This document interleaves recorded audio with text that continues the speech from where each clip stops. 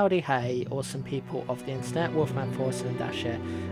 A couple of things I need to address before I go on to talk about today's topic.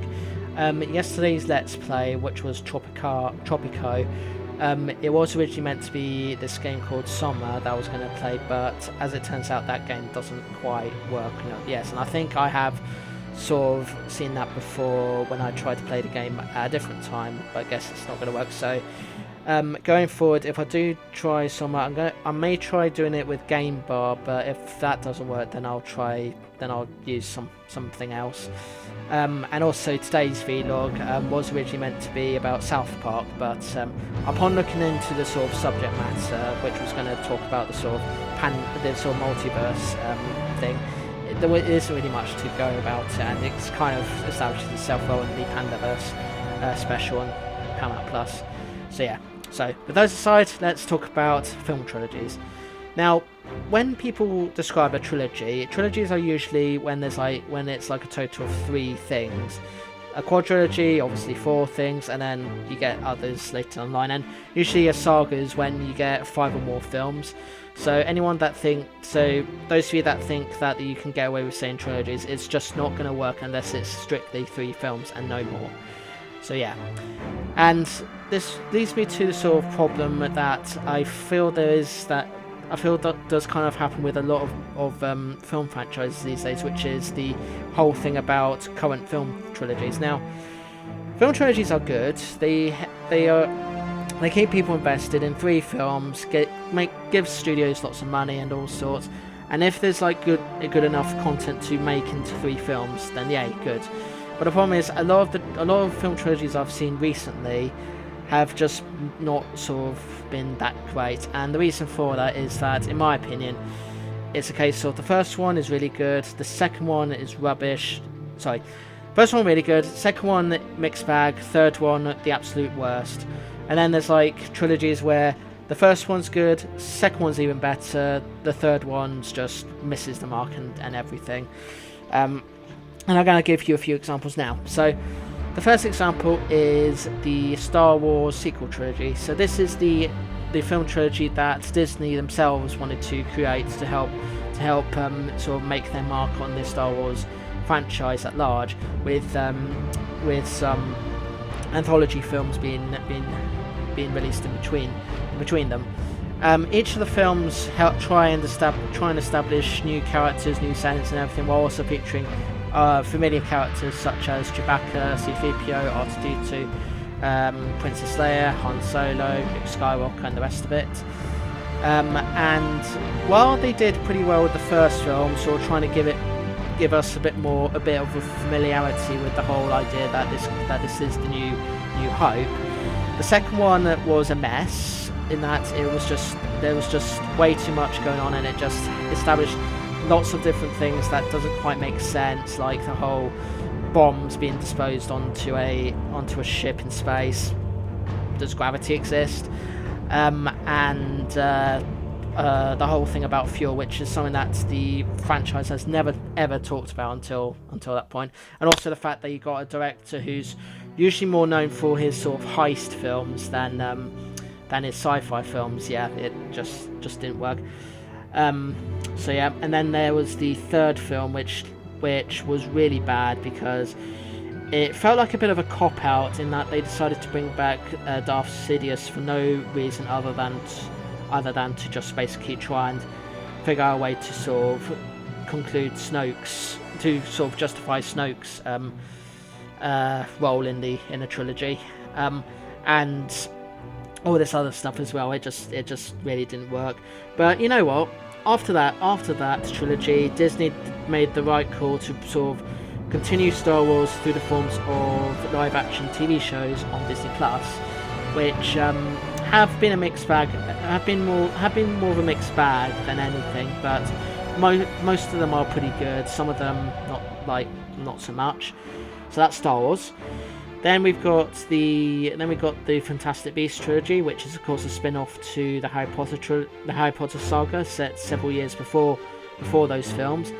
And these 3 films are focused heavily on Newt Scamander and his and just what things that he gets up gets up to with his various with the title of Fantastic Beasts and all the friends he makes, and also kind of sort of being in the middle of the first Wizarding War that leads into a sort of war that is between Dumbledore and Grindelwald, which was referenced in the Harry Potter films and so forth. So in this case, the first film was good. Second film had way too much explaining and just did not make much sense. And the third one just didn't feel like it was needed. And it's kind of ironic that for a franchise that calls itself Fantastic Beasts, the films are anything but fantastic, apart from the first one, which was really good. So yeah. Then there's the Jurassic World trilogy, which is of course the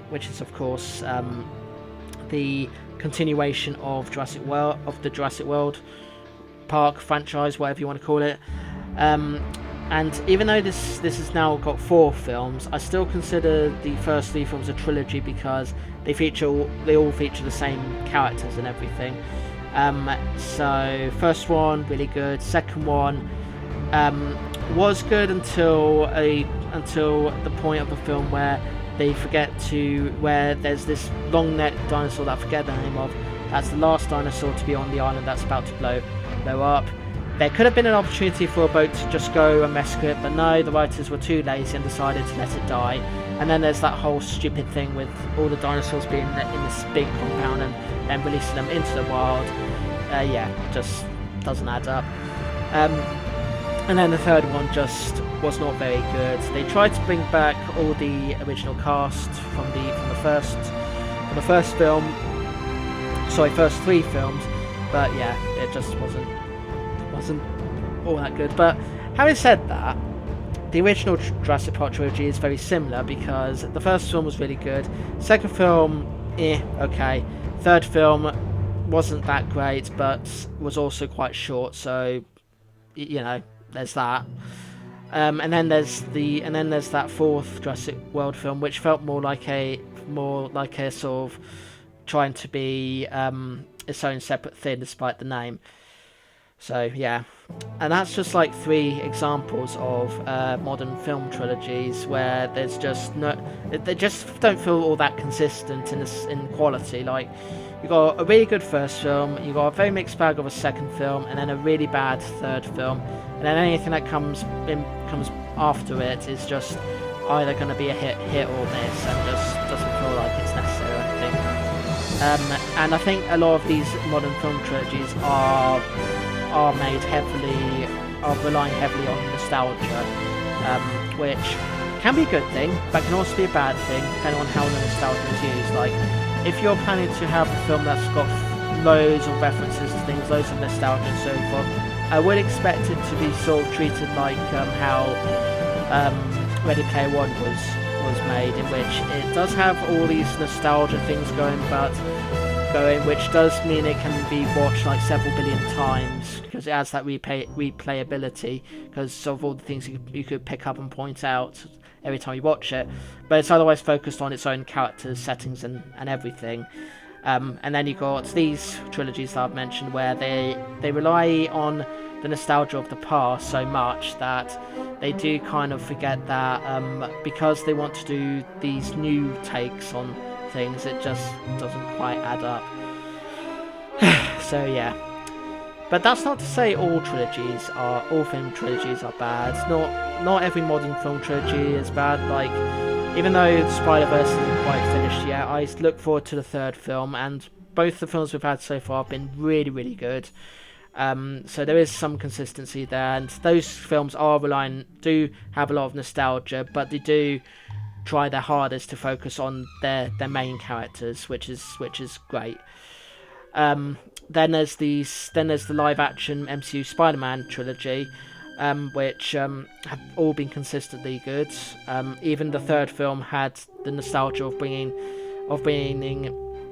old actors from previous Spider-Man films, reprising their roles, but it was still a very good film. And also, let's be honest, Tom Holland is kind of cute when he's shirtless and everything. So yeah. Then we've got, I guess, Zack Snyder's DC Extended Universe trilogy, which is basically three films which he was the director of. Obviously, we did have Suicide Squad and Wonder Woman released from different directors and so forth, but his three films came out, and in all honesty, Man of Steel is just another origin story for Superman, with not really adding much new to the table. Apart from several scenes of Henry Cavill looking handsome, shirtless, and everything. Then there's Batman vs Superman, which was basically, as you'd expect it to be, a film mainly focused on Batman, but does also still treat itself as if it was a Man of Steel sequel, but it's still nevertheless not the best kind of film. And then there's Justice League, or rather Zack Snyder's Justice League, which is probably the best of the three films, only because despite how long it is, it does, unlike the Joss Whedon version, does at least try to establish characters well and everything, and it just feels more complete, so to speak. So yeah, and also just a glimpse at what the DC Extended Universe could have become had Warner Brothers decided to just stick to the route that Zack Snyder had planned out. But no, but it's all fine now, because James Gunn's now in charge of the DC Cinematic Universe, whatever it's called these days. So yeah, yeah. There's film trilogies cannot always be good, but that doesn't mean not all of them are bad. As I say, there's still lots of great film trilogies out there. But if you want like a good, consistent film trilogies, they're the ones that would have like the same cast and crew involved, albeit with some new cast members and old cast members, etc. And usually, if it's like consistently good, then chances are it will continue to be good later down the line. So yeah, I don't know if we will get another trilogy that's going to be like consistently good throughout. But right now, it does kind of feel like most film trilogies are just being good, then bad, then mixed, then bad, or bad, then mixed, then good, or good, bad, mixed, or bad, good, mixed. You kind of get the idea. So yeah. That's what I've got to say about that. I know it's probably not like the most controversial thing there is, but it's something that I have been sort of thinking about talking about for a long time, because it's just something that I do pick up with when you see three films released and so forth. So yeah, but anyway, that's all I've got to say on that. Obviously, I'd love to hear what you think about this whole thing about film trilogies not being as I explained, so do leave your thoughts in the comments below as always. But other than that, thanks so much for watching. Like and subscribe if you can, please. Those of you new to the channel, I do vlogs like this talking about all sorts of various topics as well as hauls and so forth. I also do gameplay videos, let's play videos. The difference between them being that gameplay videos, there isn't commentary or anything, but it's still very much me playing. And I also do funny shorts, I do videos with friends, and I do reviews of the latest things, and as I explained, I also do hauls as well. See you in the next one. Peace to you all, and remember, when writing a film trilogy, make sure you make some kind of deal in which you always have the same writers, same producers, same directors, same cast and crew, and etc. And just try and keep it as consistent as possible, because if it's consistent and you've got good things going, then you're gonna do well, hopefully. So yeah, alright, doodles.